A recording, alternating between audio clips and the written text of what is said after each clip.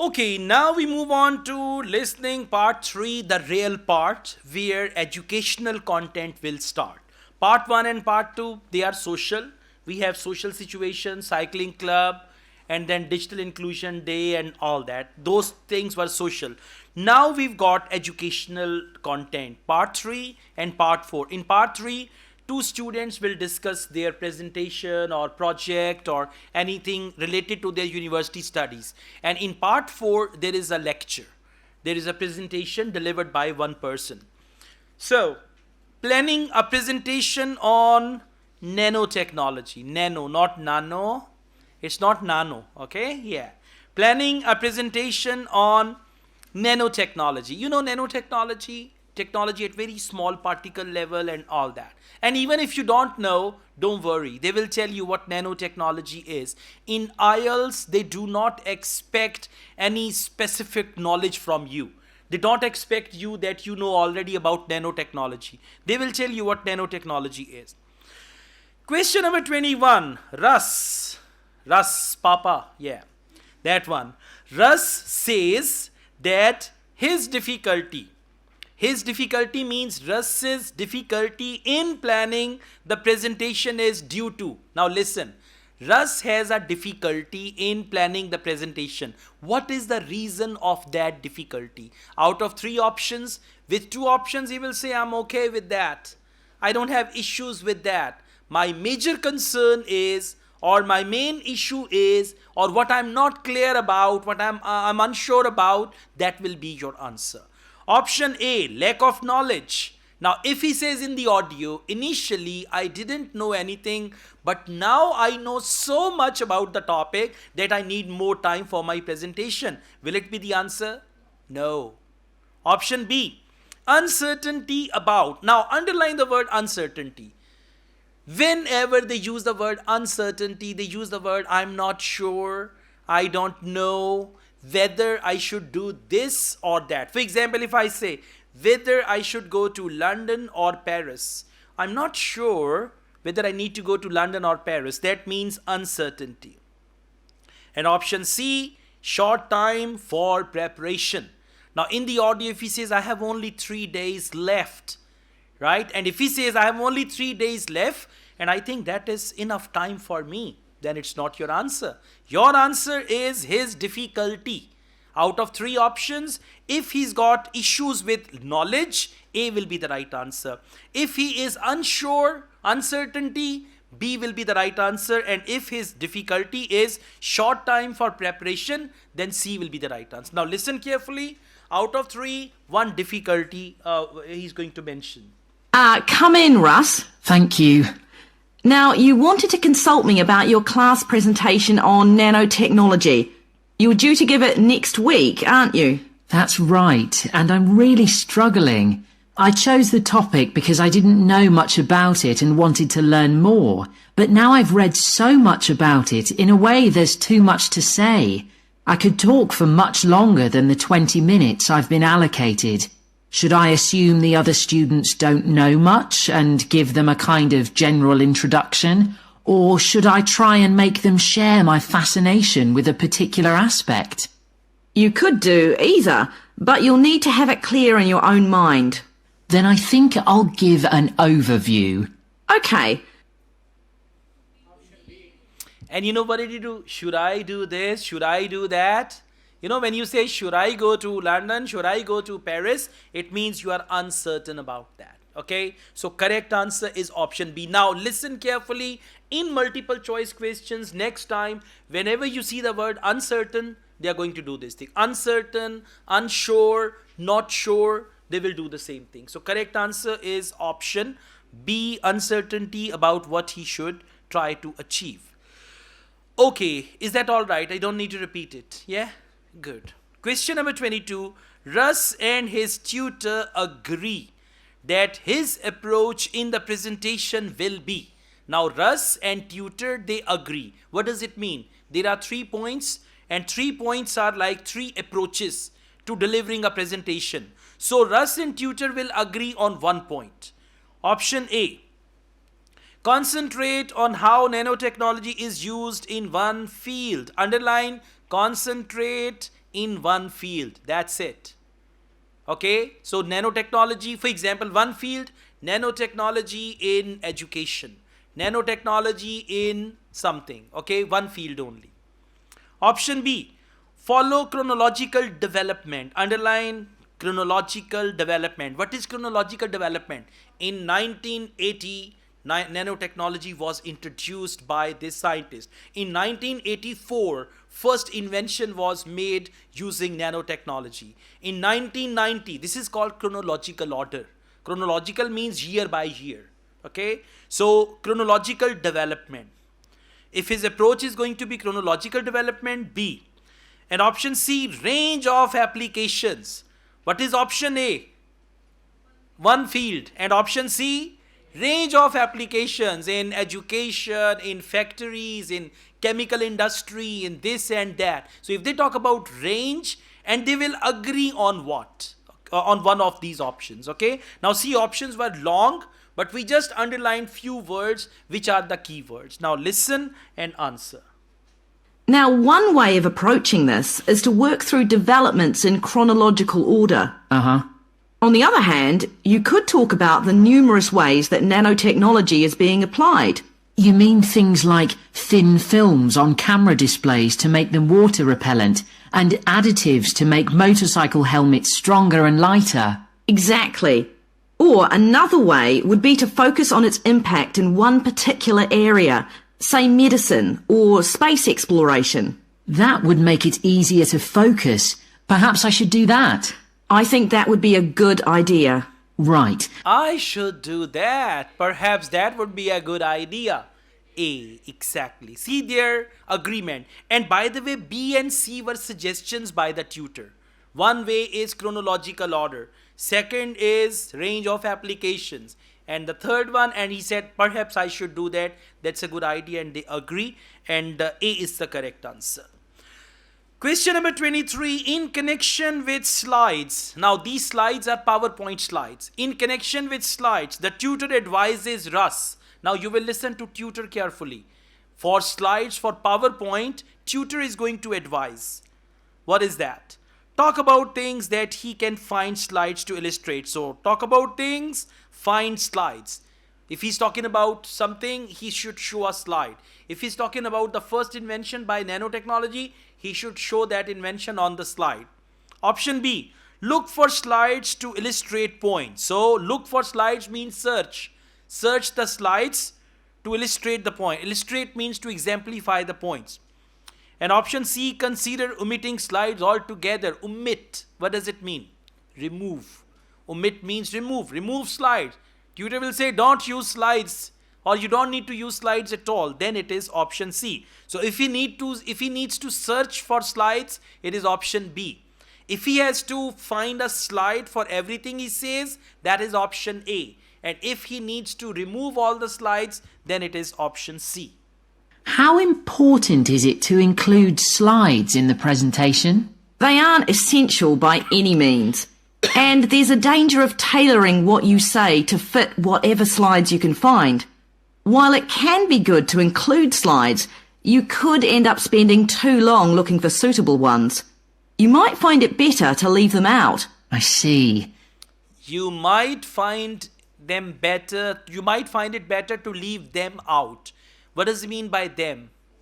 Slides. So you might find it better to leave them out. What does it mean? Consider omitting slides altogether. C will be the right answer for question number 23. Question number 24, they both agree that the best way for Russ to start his presentation is, now best way to start, just underline best way to start, and agree, it's important. Out of 3, tutor will suggest something, Russ will not agree. Russ will say something, tutor will not agree. But on one point they agree, and that is the best way. Option A, encourage audience to talk. Encourage audience to talk means you can ask a question. Yes, do you know about nanotechnology? Yes, please, that is what's simple. Option B, explain what Russ intends to do. So explain what Russ intends to do. Just underline intends to do. In today's presentation, I will tell you about nanotechnology and I'm going to tell you the latest use of this technology. Something like that. So that is what we call intends to do. And option C, provide an example. Like you can say nanotechnology is used in mobile phones, and then he gives an example of Nokia or iPhone or anything like that. Okay, so that is option C. Now let's see where do they agree. Another thing I was wondering about was how to start. I know presentations often begin with, first I'm going to talk about this, and then I'll talk about that. But I thought about asking the audience what they know about nanotechnology. That would be fine if you had an hour or two for the presentation, but you might find that you can't do anything with the answers you get, and it simply eats into the short time that's available. So maybe I should mention a particular way that nanotechnology is used to focus people's attention. That sounds sensible. That sounds sensible. A particular way how nanotechnology is used. What does it mean? Provide an example. For example, they use the word particular way nanotechnology is used. Okay, so C will be the right answer. Question number 25. What does tutor advise Russ to do next? So tutor, now you're going to listen to the tutor, and tutor advises to do next while preparing his presentation. Option A, summarize main point. Option B, read notes. Option C, list topics. List topics means topic number 1, topic number 2, make a list. So if it is about making a list of topics, C will be the right answer. If it is about reading the notes, B will be the right answer. And if he needs to summarize the main point, A will be the right answer. What do you think I should do next? I really have to plan the presentation today and tomorrow. Well, initially, I think you should ignore all the notes you've made, take a small piece of paper and write a single short sentence that ties together the whole presentation. It can be something as simple as, nanotechnology is already improving our lives. Then start planning the content around that. You can always modify that sentence later if you need to. Okay. Right answer is? Yeah, it is A. Behave yourselves. Okay, you're saying me A? A? Alright. Good job. Well done. Excellent. Correct answer is A. Please listen to this again. What do you think I should do next? I really have to plan the presentation today and tomorrow. Well, initially, I think you should ignore all the notes you've Initially, you should ignore all the notes. So option B is gone. Ignore all the notes. made. Take a small piece of paper and write a single short sentence that ties together the whole presentation. Write a single short sentence that ties together the whole presentation. Now that single short sentence is summarize the main point he wants to make. So A is the right answer. Alright, now we go on. Questions 26 to 30. What comments does the speaker make about each of the following aspects of Russ's previous presentation? Now the tutor is going to tell Russ about his previous presentation. We have questions, and in the questions we have aspects of Russ's previous presentation and comments. Now if you take a look at the questions, there is nothing to read. 26, structure. 27, eye contact. 28, you don't need to read it. Okay, and we are still reading. Anyways, you need to read comments where they are going to play. These questions will go one by one in order. Comments are not in order, and they are going to change the language of comments. I tell you how. Option A, lacked a conclusion. Now, for lacked a conclusion, they will say, you did not conclude. Or, because they are going to talk about his last presentation. So, they will say, you did not conclude, or they can say, it lacked a proper conclusion, or you finished abruptly. You finished abruptly. When you finish something abruptly, suddenly, it means it lacked a conclusion. Or they may use the word rounding it off. You finish without rounding it off. Round off means to conclude. Option B, useful in the future. So for useful, they may say it may help. And for future, they commonly use the word later on. Later on, if they're talking about education in the next semester, later on, and all that. Option C, not enough. Write it down, very little. For not enough, they commonly use very little. Option D, sometimes distracting. Now underline the word distracting. And for distracting, they may use any other word. Distracting, irritating, odd, O-double-D, odd. Showed originality. When something is original, it is your own work. So it shows originality means it is your own work, or they use the word groundbreaking. Groundbreaking, original, and all that. Option F, covered a wide range. It covers so many areas. Covered a wide range means it covered so many areas. And option G, not too technical. What is the synonym for not too technical? Simple, easy, exactly. Straightforward, simple, straightforward, easy, and all that. Now, these are the parts of presentation. Question number 26, structure. Okay, now let's think about actually giving the presentation.